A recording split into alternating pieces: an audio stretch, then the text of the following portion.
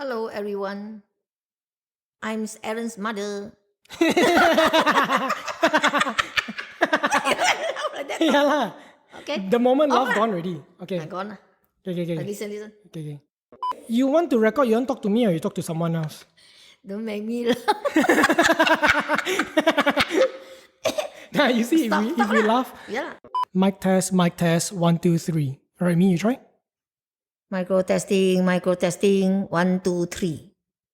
Okay, good. I press record, I can hear the car honk.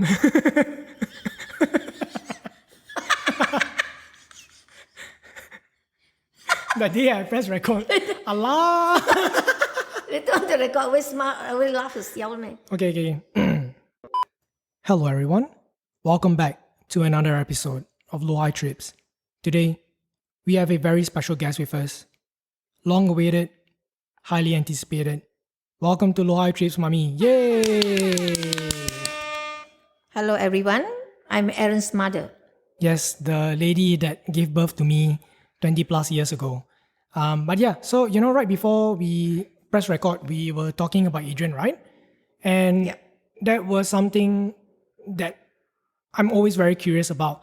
And I do have a question for you, which is, how did you first find out that Adrian is an autistic child? Because you are his brother and you was born first, you are 3 years different than him.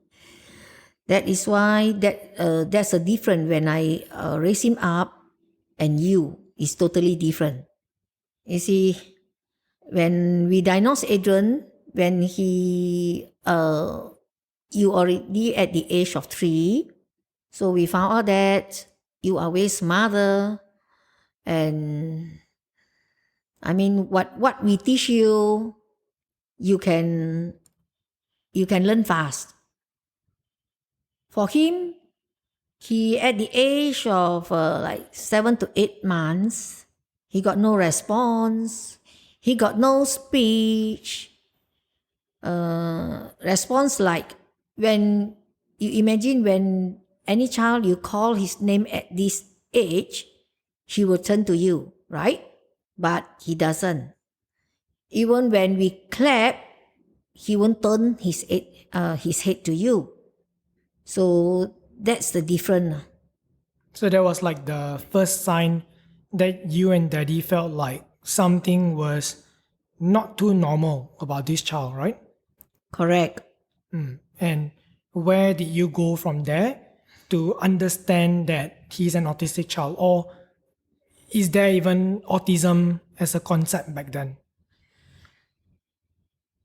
That time, we don't even know what is autism about until my second sis, who read an article from the Star paper about this autism, and also was stated there is a center who train autistic child. This center is called Lion Autistic Center in Penang. There's a telephone number provided, and we give a call to know more about it. And we was thinking, we straight make our decision to enroll him for this center. That time he was in Taipei, a small town in Perak, but the center in Penang, no choice.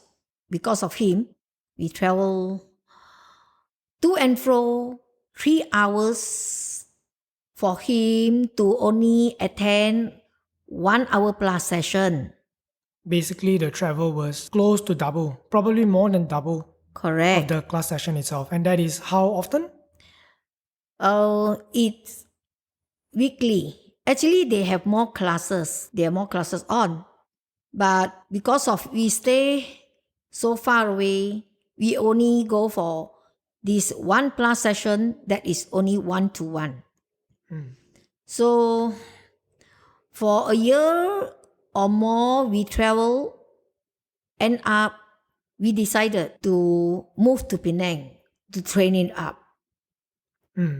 I remember because at that time, I just started primary school as well.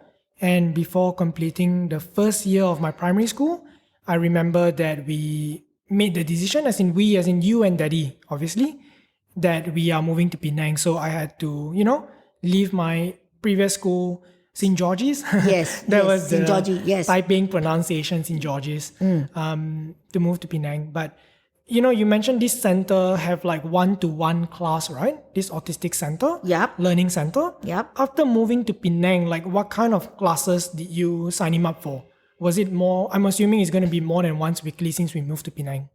Yes, because the center provided art classes, music class, one-to-one session, Sunday class to train him in every skills.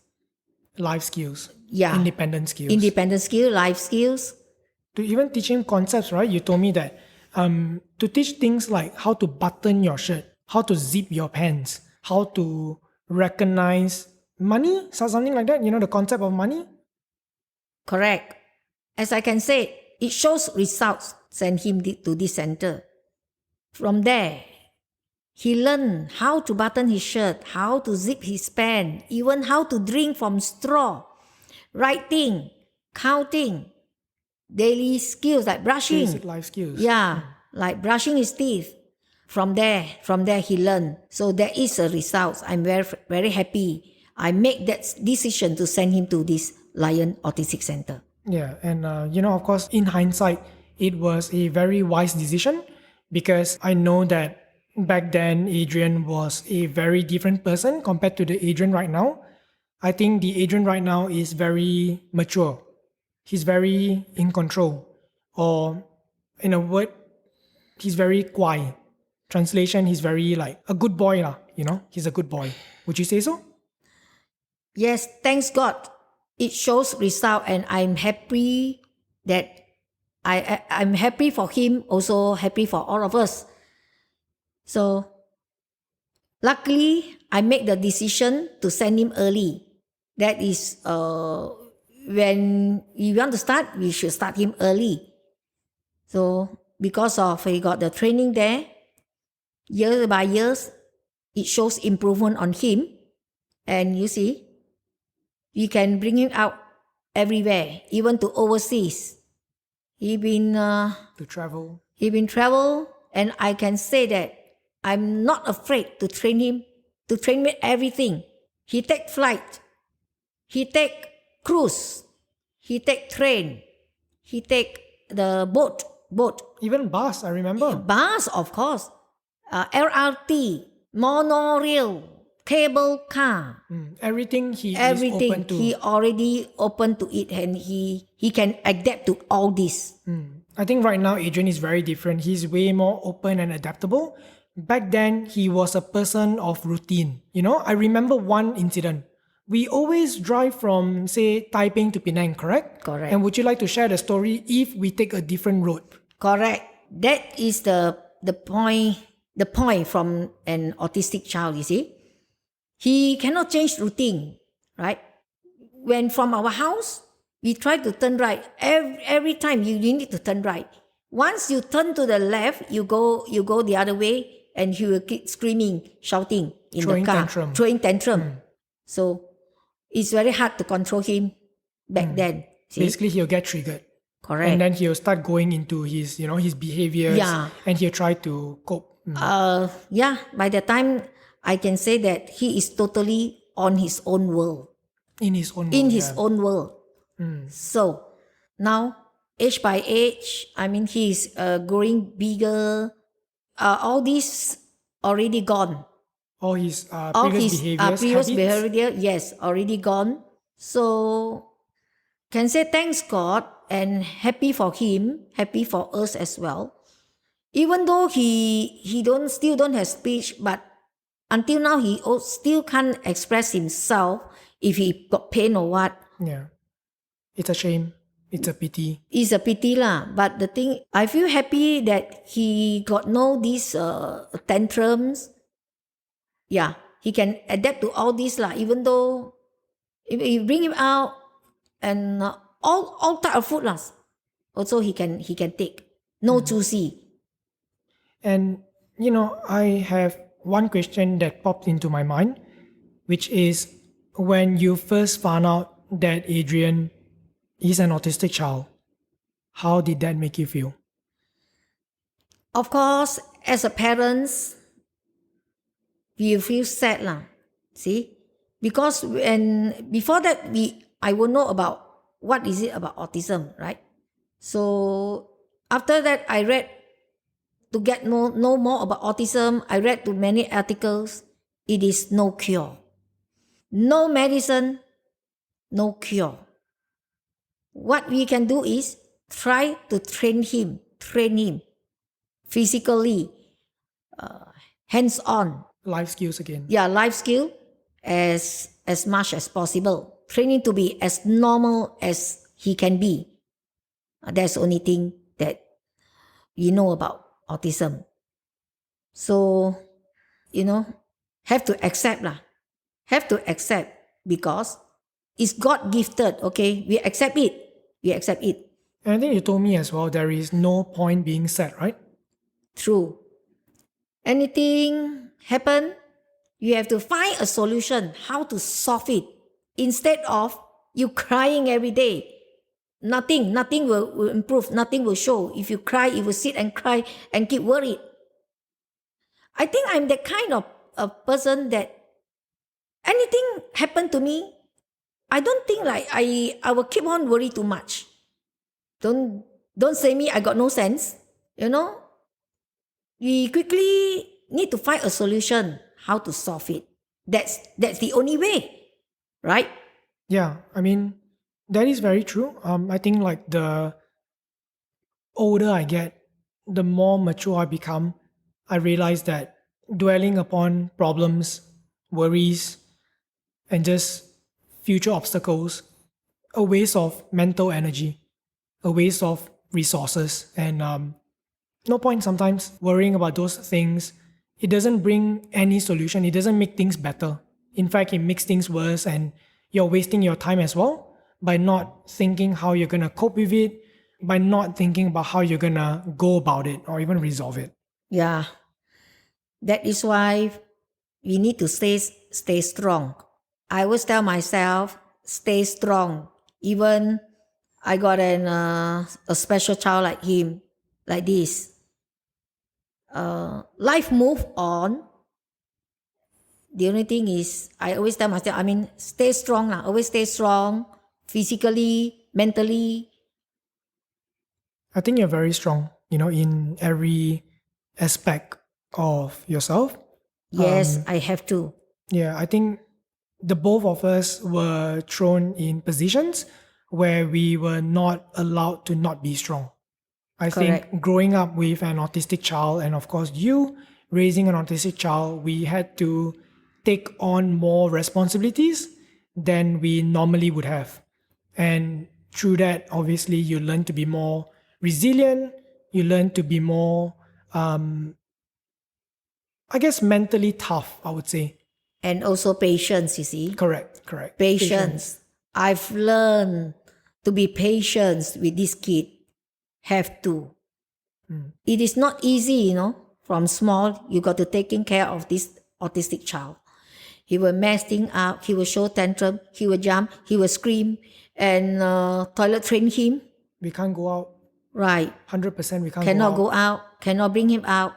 I remember we had takeaway food almost every day at one point. That's right. Just because we really cannot go out. Every time we Correct. go out, he would be screaming at the top of his lungs. We do not blame him. Maybe because he does not feel comfortable. Correct. Maybe he stay on his own world. Correct. And just so you know, with autistic people in general or people with autism, their sensory would be overloaded. So maybe he's screaming because that's his way of self-regulation from all the sensory, from how loud noises are, how everything is so messy, how there's so many people around him. So I think it's just his way of self-regulating. Yes. But this is how I train him, you see. Even though he have the sensory of sound and everything, you know how I train him? You see, when he sit at the hall, when I start to vacuum, that time, when I start to vacuum, he will run to the room.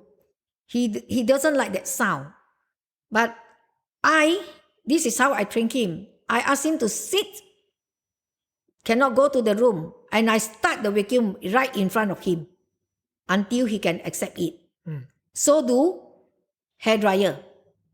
You see, of course, that's the time he doesn't like that sound. You see, so but I keep on doing on him. I spray his hair. You don't move. You don't go away. I spray until now. When after he shower, I ask him to go and he on hair dryer. He dry himself.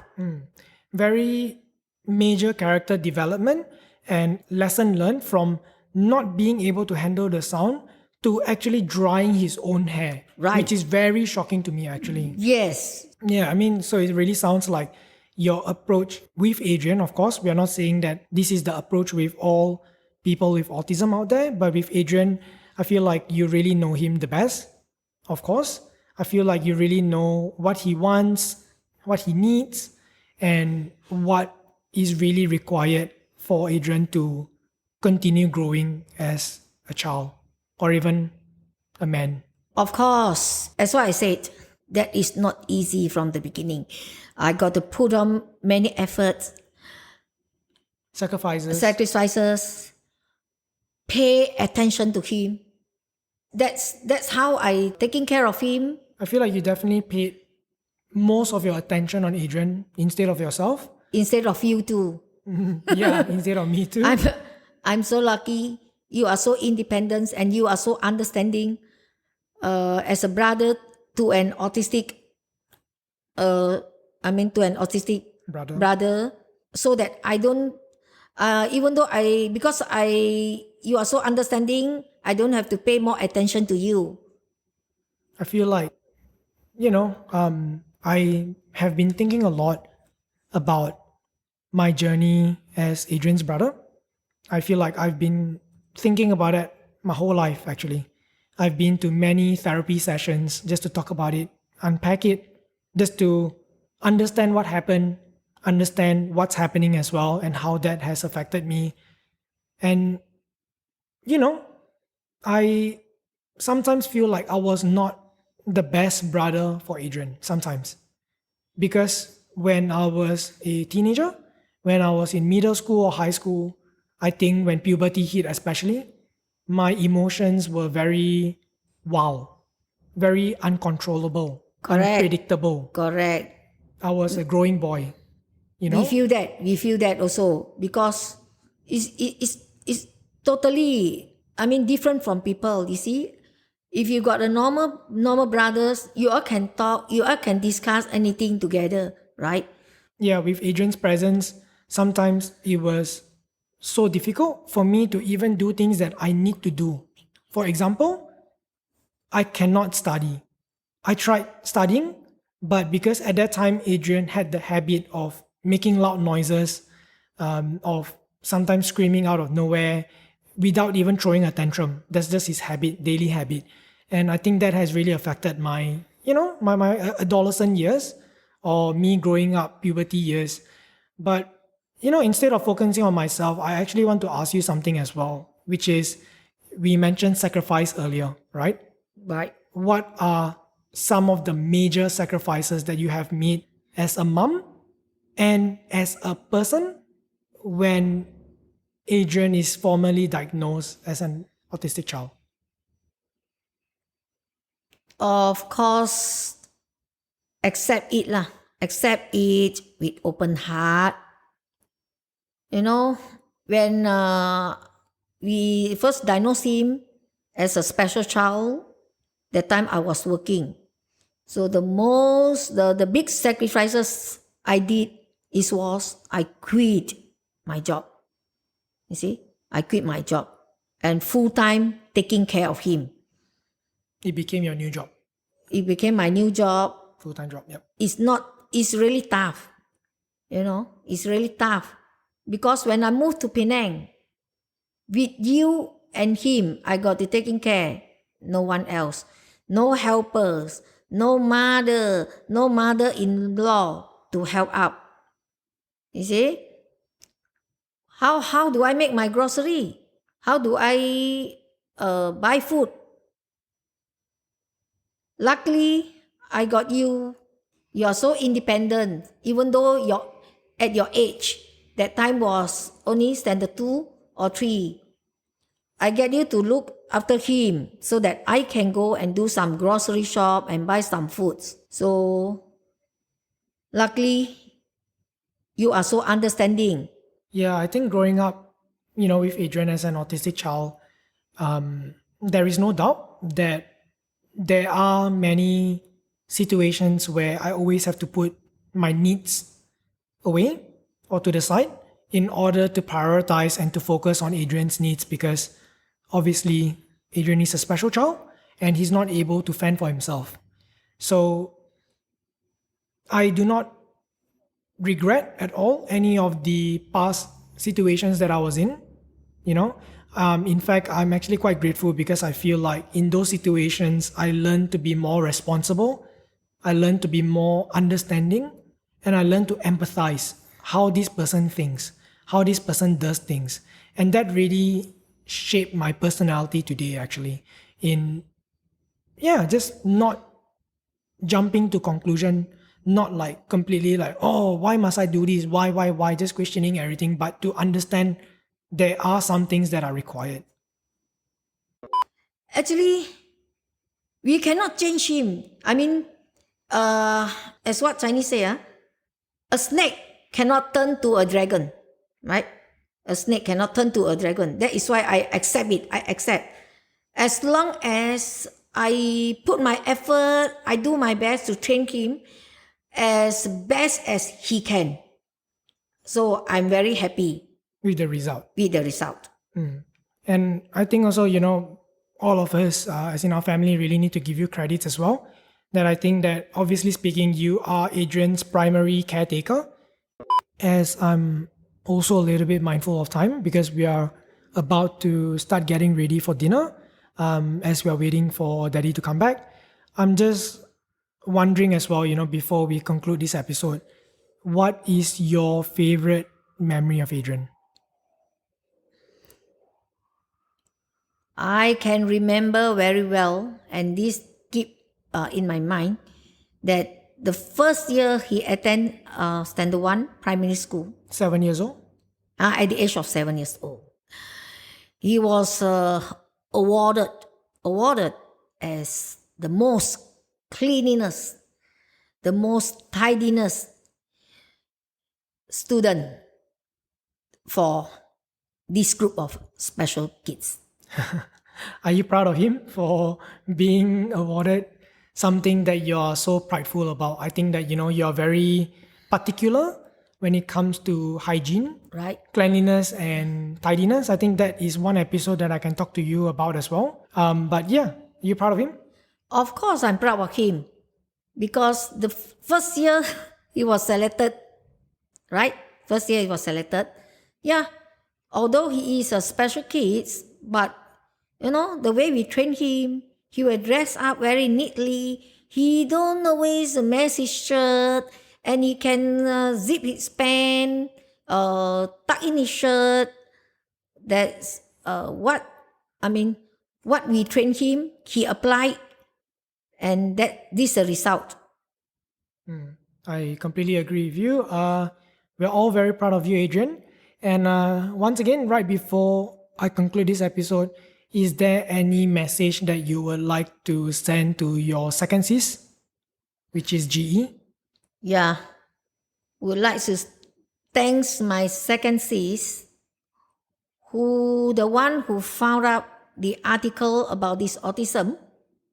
That's only from that on we understand about autism, and we move on, and we got results. So if she didn't show us this, I don't think so Adrian will be like today a better person. He totally don't have this behavior. He don't have the behavior.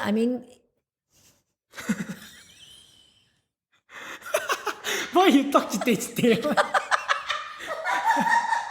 I know you. Don't know what do again. You said.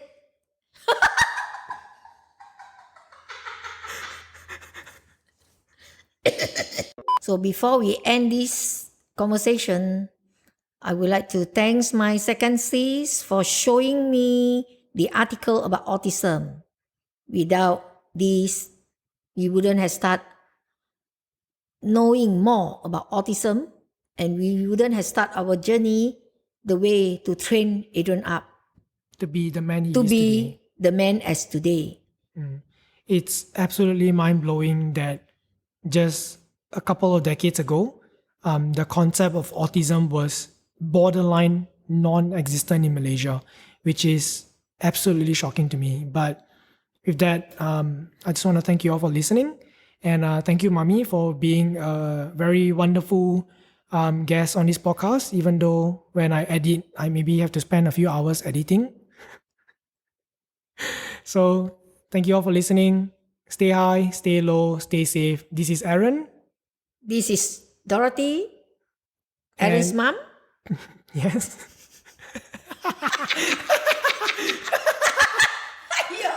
How many times This you is tell- Aaron's mom lah.